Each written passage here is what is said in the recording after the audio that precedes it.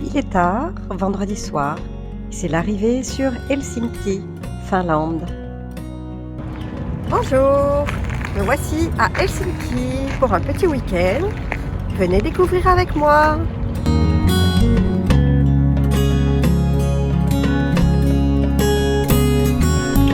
Il n'y a pas de neige et c'est très inhabituel pour la saison.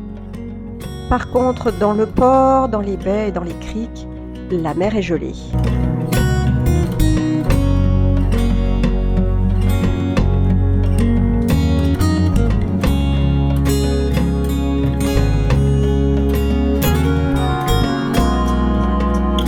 Ce sont les gros brise-glaces qui permettent aux bateaux de naviguer en toute saison quand la mer est complètement gelée au-delà même du port d'Helsinki.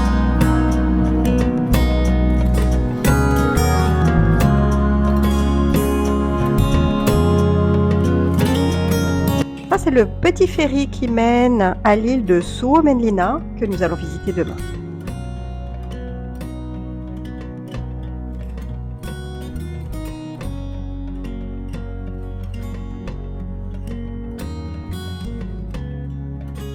Dans les bâtiments du premier plan, il y a des restaurants et des cafés. C'est là qu'on a pris notre première petite pause pour nous réchauffer avec un bon cappuccino. Ici, c'est le beau ministère des Affaires étrangères. C'est fascinant le mouvement des cristaux de glace sur les vagues.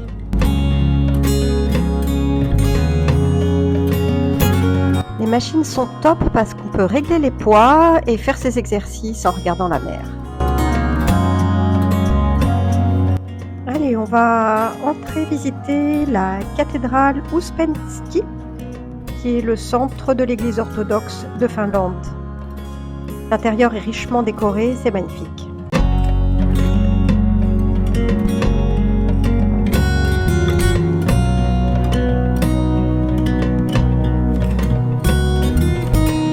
Il fait -8 en température ressentie, le vent est glacial. Eh bien, avant et après le sauna, un petit bain glacé. Regardez, c'est la même eau que ce qu'on voit la baie derrière, c'est gelé, l'eau est gelée.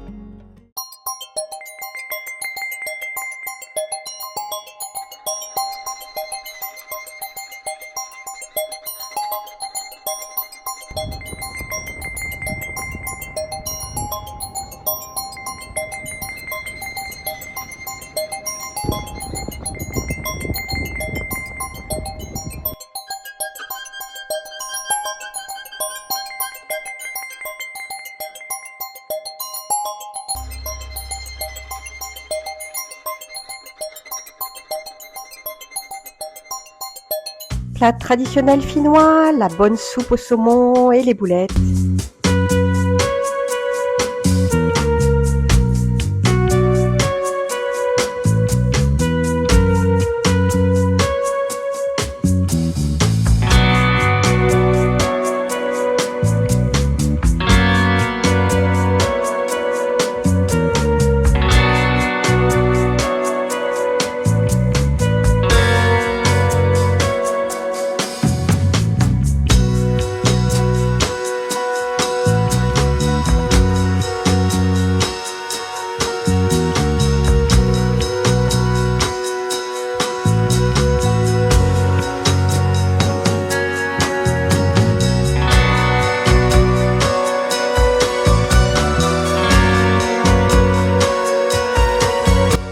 Un pont permet de rejoindre l'île de Surasaari, où il y a un musée en plein air avec des habitations qui ont été apportées de différents coins de Finlande pour créer ce musée avec de différentes époques. Le musée est fermé en hiver, donc on n'a pas pu rentrer dans les maisons, il n'y a pas d'animation, mais c'est vraiment quelque chose à faire en été parce qu'il y a aussi des animations, des explications de comment était la vie dans les siècles précédents en Finlande. Oh, une jolie rencontre!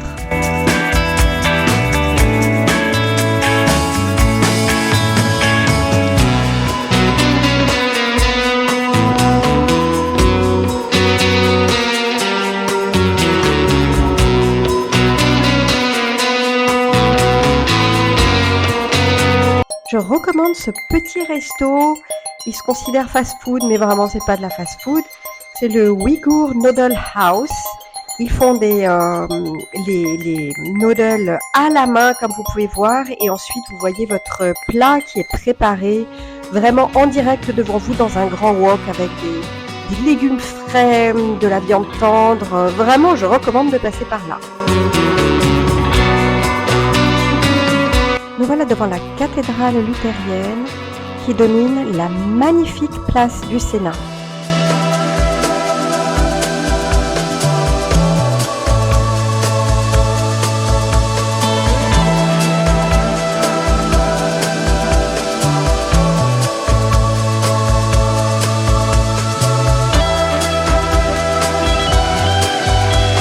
L'intérieur de la cathédrale est très sobre et la visite est payante.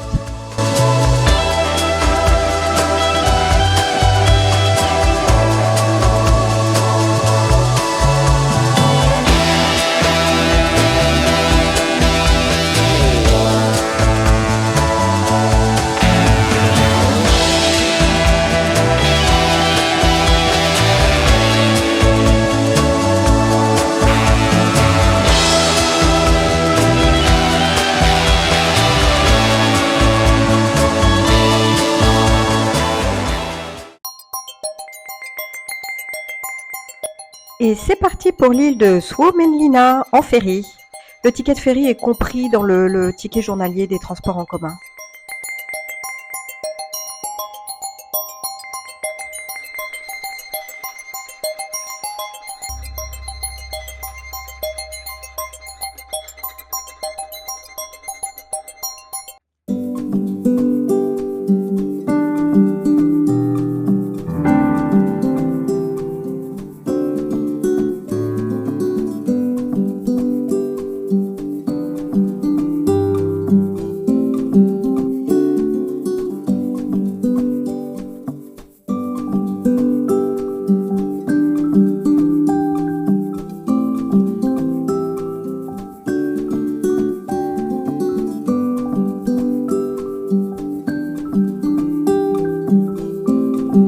Suomenlinna a été construite à partir de 1748 par l'Empire de Suède en utilisant les théories de Vauban pour se défendre contre l'Empire russe avec ses 6 km de remparts construits sur plusieurs îles. Puis elle a été ensuite utilisée par les Russes au XIXe siècle qui l'ont adaptée et modernisée. Elle devient enfin finlandaise après l'indépendance de la Finlande en 1917 et elle a continué d'être utilisée et modernisée par l'armée finlandaise jusqu'à la Seconde Guerre mondiale. En 1973, la forteresse a été convertie à l'usage civil. Elle fait maintenant partie du patrimoine mondial de l'UNESCO. Il y a 850 habitants sur l'île et ça fait partie d'un district d'Helsinki.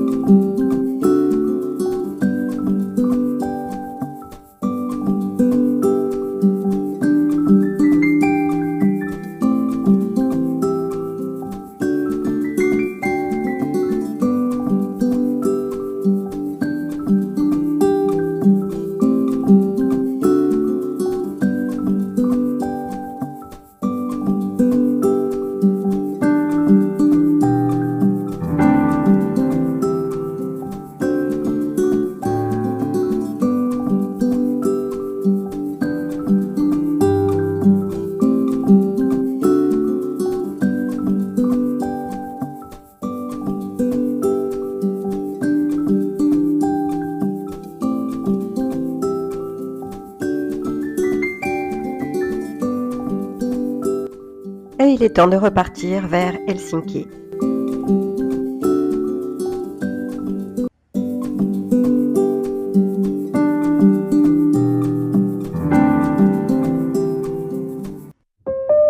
Le week-end se termine, il faut reprendre l'avion pour Paris et ça démarre bien sûr par un dégivrage des ailes. Au revoir Helsinki, c'était un bien beau week-end.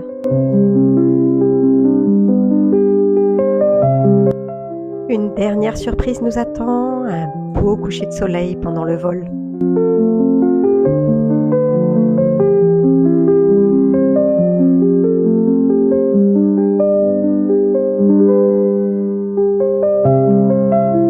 Merci au personnel navigant Air France pour cette magnifique vidéo depuis le flydeck.